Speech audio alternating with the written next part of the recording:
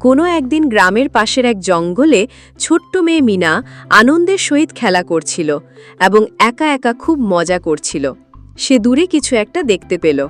সে তার কাছে যেতে যেতে লক্ষ্য করল এক হরিণ ছত্রভঙ্গ হয়ে ক্লান্ত অবস্থায় গাছের এক কোণায় বসে আছে।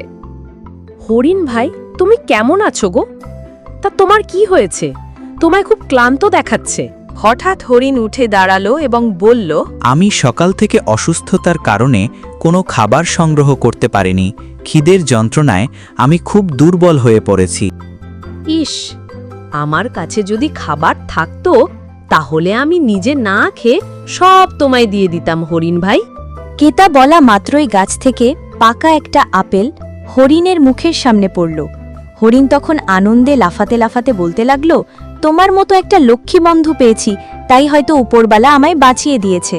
তারপর দুজন মিলে রোজ বনের পাশে গল্প করতে লাগল।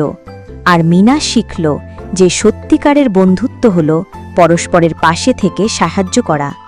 আর গল্পের নীতি কথা হল, সত্যিকারের বন্ধু তারা যারা দুঃসময়ে পরস্পরের পাশে থাকে।